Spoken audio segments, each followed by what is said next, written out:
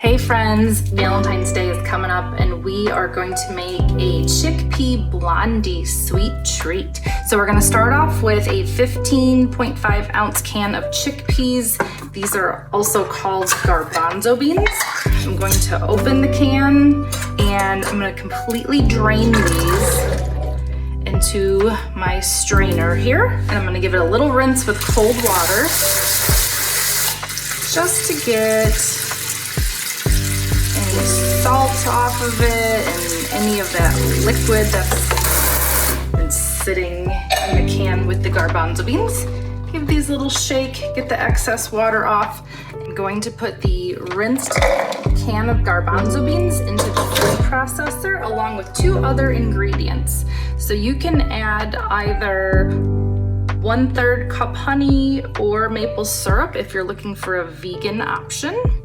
The next ingredient is going to be a 1/3 cup of creamy, no stir nut butter, or if you prefer to use sunflower butter, that's fine too if you're looking for a nut-free option. All right, so that's going in the food processor. And we're gonna put the lid on. And we're just going to blend this until it is completely smooth.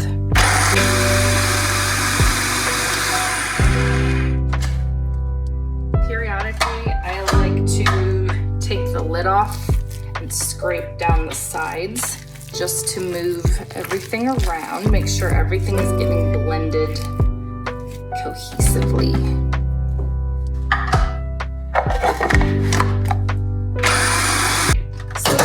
Looks pretty smooth. You don't want to use chunky peanut butter or nut butter. You want to use smooth. So this looks nice and creamy. If you don't have oat flour, what you can do is find the oatmeal that you have in the pantry and measure out 1/2 cup and put that into your food processor. And then you put the lid on. And this might be a little bit noisy, but we are essentially just going to pulse it until it looks like flour. Your food processor and blender might be different speed than mine is. I'm just going to give it a little stir just to mix it up a bit. It is getting finer and finer the more that we process this.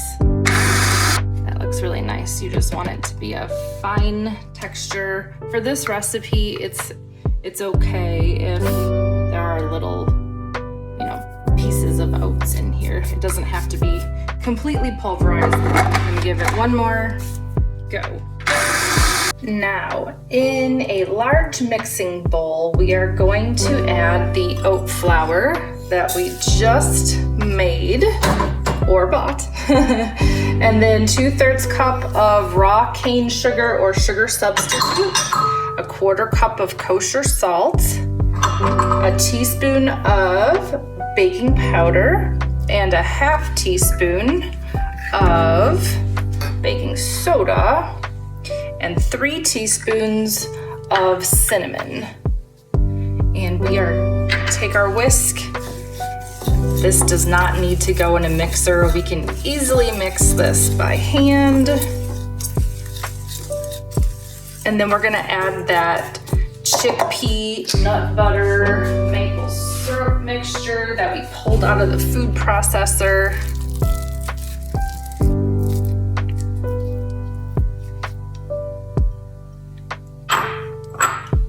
And we're also gonna add some vanilla, a teaspoon of vanilla extract, and a 1/2 cup of dairy-free white chocolate chips or butterscotch chips. I decided to use the butterscotch because when I think of blondies, I think of butterscotch. And we're gonna mix this together.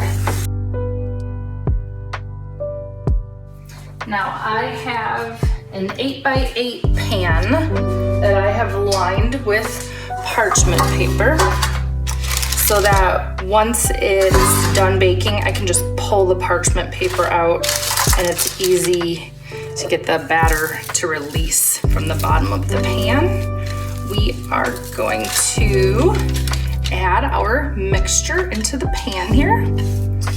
And I'm a big fan of scraping the side of the bowl just to get all of our ingredients. And we're just gonna push this down into here. The oven is preheated to 375, and it's going to bake for about a half hour. Now you might want to change the baking time depending on if you want a more gooey interior or if you want it to be more crunchy and caramelized on the top. Okay, that looks good. So we'll put this in the oven and see you shortly.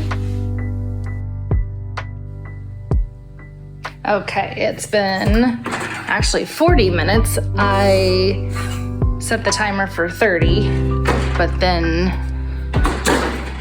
wanted to cook it a little bit longer.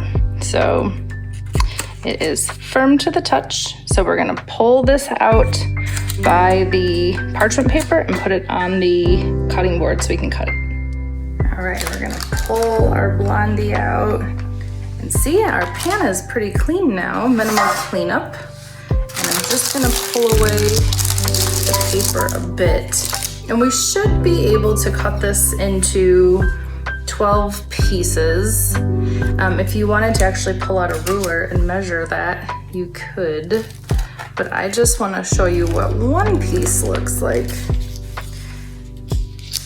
I love blondies, and look at how yummy that looks, all gooey in there, and there's nothing raw in here. There's no raw egg, so if it seems a little underdone but you like that texture, then bon appetit, enjoy. And if you want it cooked a little more, then just put it in the oven for a little bit longer. If it does start to burn on the top, you can cover this with foil.